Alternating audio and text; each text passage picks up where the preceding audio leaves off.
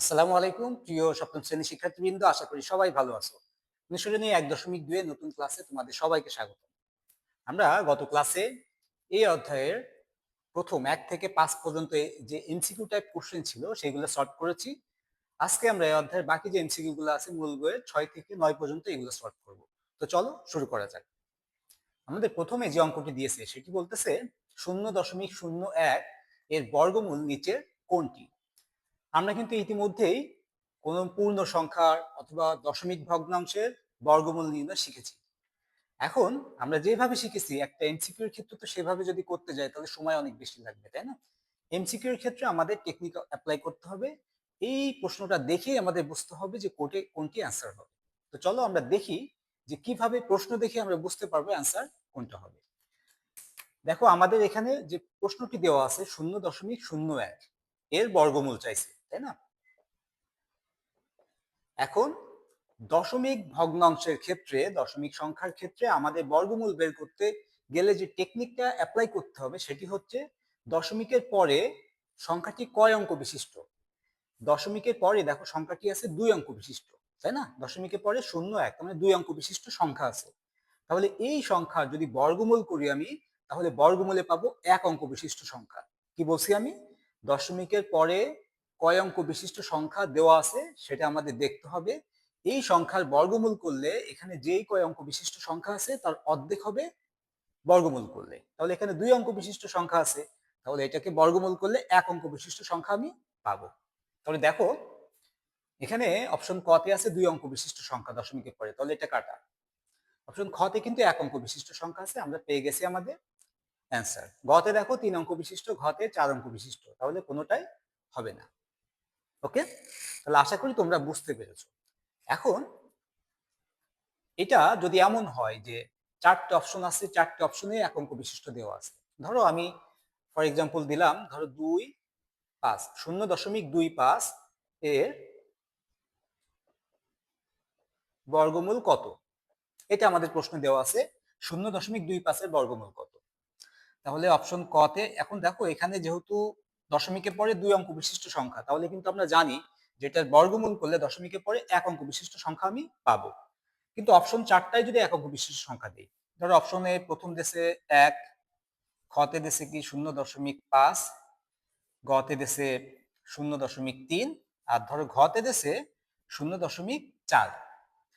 দেখো সবগুলাই কিন্তু 1 অঙ্ক বিশিষ্ট সংখ্যা দিয়েছে অপশনে, তাহলে আমি জানি যে এর বর্গমূল করলে 1 অঙ্ক বিশিষ্ট সংখ্যা পাবো, 4টে 1 অঙ্ক বিশিষ্ট সংখ্যা। তাহলে কোনটা হবে অ্যান্সার?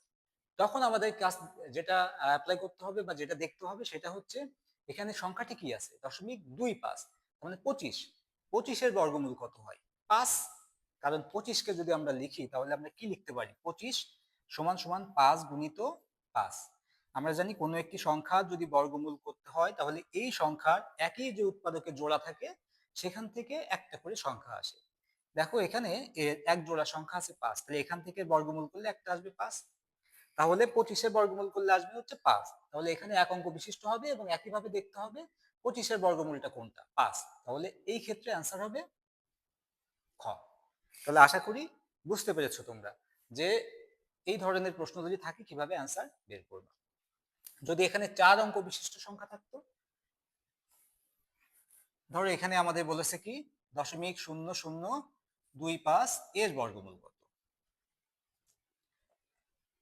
তাহলে এখানে দশমিকের পরে সংখ্যা আছে কয়টি? 4টি, বা 4 অঙ্ক বিশিষ্ট সংখ্যা এখানে অঙ্ক আছে 4টি, তাহলে এর বর্গমূল করলে আমি পাবো দশমিকের পরে 2 অঙ্ক বিশিষ্ট সংখ্যা। তাহলে ধরো অপশনে তোমার দেওয়া আছে 0.2, খ তে দেওয়া আছে 0.05, গ তে দেওয়া আছে 0.04, আর ঘ তে দেওয়া আছে 0.03 সে। তাহলে এখানেও দেখতে হবে যে দশমিকের পরে 4টি ছিল, দশমিকের পরে 2টি আসবে, সবগুলাই 2টি করে আছে। তাহলে এই 25 এর বর্গমূল কত? 5। এই দেখো 5, তাহলে প্রতি জোড়া থেকে একটা করে সংখ্যা আসবে, তার মানে এখানে এক জোড়া মানে 2 অঙ্ক, তাহলে 2 অঙ্ক থেকে একটা আসবে। এখানেও এক জোড়া মানে 2টি অঙ্ক, 2টি অঙ্ক থেকে একটি আসবে। 2টি শূন্য থেকে একটা শূন্য আসলো, আর 25 এর বর্গমূল করলে 5 আসলো। এই যে দেখো 4 অঙ্ক বিশিষ্ট সংখ্যা ছিল মূল সংখ্যাটা, এর বর্গমূল আমি করেছি 2 অঙ্ক বিশিষ্ট সংখ্যা পেয়েছি। তাহলে এখন যদি আমাদের 6 অঙ্ক বিশিষ্ট সংখ্যা থাকতো তাহলে অ্যান্সার আসতো 3 অঙ্ক বিশিষ্ট। যদি 8 অঙ্ক বিশিষ্ট সংখ্যা থাকতো, তার বর্গমূল করতে হতো, তাহলে অ্যান্সার পাইতাম 4 অঙ্ক বিশিষ্ট। আশা করি তোমরা বুঝতে পেরেছো। তাহলে এখান থেকে যে অঙ্ক বিশিষ্টই সংখ্যা দিক না কেন, তার বর্গমূল যদি করতে বলে তাহলে কিন্তু আমরা দেখে বুঝতে পারবো যে অ্যান্সারটা কোনটা হবে। ওকে, তারপরে আমরা দেখি আমাদের খতে কি বলছে। বলছে কোন সংখ্যার একক স্থানীয় অঙ্ক 2 বা 8 হলে তার বর্গ সংখ্যার একক স্থানীয় অঙ্কটি হবে। তার মানে একটা সংখ্যা, এই সংখ্যার একক স্থানীয় অঙ্ক আছে 2 অথবা 8, তাহলে সেই সংখ্যাকে যদি বর্গ করা হয় তাহলে ওই যে বর্গ সংখ্যার একক স্থানীয় অঙ্কটি কি হবে। আমরা নর্মালি দেখি আগে, 2 এর যদি বর্গ করো তাহলে পাবো 4, 8 এর যদি বর্গ করো পাবো কত, 64। তাহলে দেখো 2 এর বর্গ করলে একক স্থানীয় অঙ্ক পাচ্ছি 4, 8 এর যদি বর্গ করি একক স্থানীয় অঙ্ক পাচ্ছি 4। তাহলে আমরা কিন্তু অ্যান্সার পেয়ে গেছি। কোনো একটি সংখ্যার একক স্থানীয় অঙ্ক যদি 2 থাকে অথবা 8 থাকে, তাহলে ওই সংখ্যাকে যদি বর্গ করা হয় তাহলে বর্গ সংখ্যার একক স্থানীয় অঙ্ক কোনটি হবে, 4 হবে। তাহলে অ্যান্সার খ। এখন তোমাদের মনে প্রশ্ন আসতে পারে, আমি তো এখানে 1 অঙ্ক বিশিষ্ট সংখ্যা নিলাম, আমি যদি 2 অঙ্ক বিশিষ্ট সংখ্যা নিতাম বা আরো বেশি অঙ্ক বিশিষ্ট সংখ্যা নিতাম তাহলে কি হতো। চলো আমরা একটু দেখে ফেলি। ধরো আমি নিলাম 2 অঙ্ক বিশিষ্ট সংখ্যা 12, যেহেতু আমাদের শর্ত দিয়েছে একক স্থানীয় অঙ্ক হবে 2, আর একটা সংখ্যা নিলাম 18, একক স্থানীয় অঙ্ক 8। তাহলে 12কে যদি আমি বর্গ করি, দেখো 2 এর স্কয়ার 4, 2 একে 2, 2 দুগুণা 4, 1 এর স্কয়ার 1। আবার একইভাবে 18 স্কয়ার করো, 8 এর স্কয়ার 8 8 64, 4 হাতে 6, 8 একে 8, 8 দুগুণা 16, 16 আর 6 22 এর 2 হাতে থাকে 2, 1 এর স্কয়ার করলে 1, হাতে 2 ছিল তাহলে 3। দেখো 2 অঙ্ক বিশিষ্ট আমি সংখ্যা নিয়েছি যার একক স্থানীয় অঙ্ক 2, বর্গ সংখ্যার একক স্থানীয় অঙ্ক 4 পেয়েছি। আবার 2 অঙ্ক বিশিষ্ট একটা সংখ্যা নিয়েছি যার একক স্থানীয় অঙ্ক 8, বর্গ সংখ্যার একক স্থানীয় অঙ্ক পেয়েছি 4। তাহলে যত অঙ্ক বিশিষ্টই আমি সংখ্যা নিই না কেন, যদি ওই সংখ্যার একক স্থানাঙ্ক 2 অথবা 8 হয় তাহলে বর্গ সংখ্যার একক স্থানাঙ্ক অবশ্যই 4 হবে। আশা করি বুঝতে পেরেছো। ওকে, তারপর 8 নম্বরটা দেখি আমরা। 8 আমাদের বলতেছে 3 7 5 7 3 কে কত দ্বারা গুণ বা ভাগ করলে পূর্ণবর্গ সংখ্যা হবে।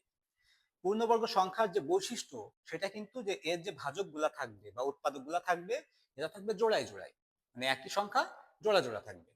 এটাকে যদি আমরা একটু সাজায় লিখে উৎপাদকগুলা, দেখো 3 আছে না, 3 আছে কয়টা দেখো তো, 2টা, একটা 3 আছে, একটা 3 আছে। আচ্ছা 7 আছে কয়টা দেখো তো, 2টা, তাহলে 7 গুণ 7। আর 5 আছে একটা, তাহলে এটা পূর্ণবর্গ সংখ্যা নয় কারণ 5 আছে সিঙ্গেল। বাকিগুলা কিন্তু দেখো জোড়ায় জোড়ায় আছে। তাহলে একে যদি পূর্ণবর্গ সংখ্যা করতে হয় তাহলে 5কে হয় ডাবল করতে হবে, জোড়া করতে হবে, তাহলে 5 গুণ করতে হবে, অথবা 5কে ভ্যানিশ করতে হবে, তাহলে 5 দ্বারা ভাগ করতে হবে। তাহলে কিন্তু আমরা বুঝতে পারতেছি যে একে 5 দ্বারা গুণ অথবা ভাগ করলেই পূর্ণবর্গ সংখ্যা হবে।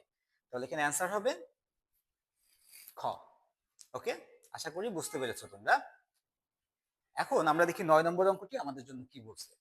9 নম্বর অঙ্ক আমাদের বলছে নিচের কোনটি অমূলদ সংখ্যা। আমরা কিন্তু অমূলদ সংখ্যা কাকে বলে যেদিন আমরা এই ক্লাসে প্রথম যেদিন তাত্ত্বিক ক্লাস নিয়েছি, মানে বেসিক নিয়ে আলোচনা করেছি, তখন কিন্তু আমরা বলেছি যে অমূলদ সংখ্যা কাকে বলে। অমূলদ সংখ্যার যে বৈশিষ্ট্যগুলো তার ভিতরে একটা আছে, সেটা হচ্ছে পূর্ণবর্গ নয় এমন সংখ্যার বর্গমূল অমূলদ সংখ্যা এবং মৌলিক সংখ্যার বর্গমূল অমূলদ সংখ্যা। এখানে দেখো 2 হচ্ছে একটি মৌলিক সংখ্যা, তাহলে মৌলিক সংখ্যার বর্গমূল আমি করেছি, তাহলে এটিও নিঃসন্দেহে একটি অমূলদ সংখ্যা। তাহলে অ্যান্সার কি হবে ক। বাকি খতে যে 9 আছে, 16 আছে গতে, এবং ঘতে যে 25, এই প্রত্যেকটি সংখ্যা হচ্ছে পূর্ণবর্গ সংখ্যা। কারণ 9 সমান সমান লেখা যায় 3 গুণিত 3। আমি যদি 9 এর বর্গমূল করি এই 1 2 জোড়া থেকে একটা পাবো, পূর্ণ সংখ্যা পাচ্ছি, তাহলে পূর্ণবর্গ সংখ্যা। একইভাবে 16 এর ক্ষেত্রে হবে 4 গুণিত 4, তাহলে 4 পাবো 16 এর বর্গমূল করলে। 25 এর ক্ষেত্রে 5 গুণিত 5, তাহলে 25 কে বর্গমূল করলে পাবো কত, 5। আশা করি তোমরা বুঝতে পেরেছো। আজকে ক্লাস এই পর্যন্তই। পরবর্তী ক্লাসে আমরা এই অধ্যায়ের বাকি যে অঙ্কগুলো আছে সে অঙ্ক নিয়ে ইনশাল্লাহ আলোচনা করব। তো ক্লাস দেখার জন্য অগ্রিম শুভকামনা। আল্লাহ হাফেজ।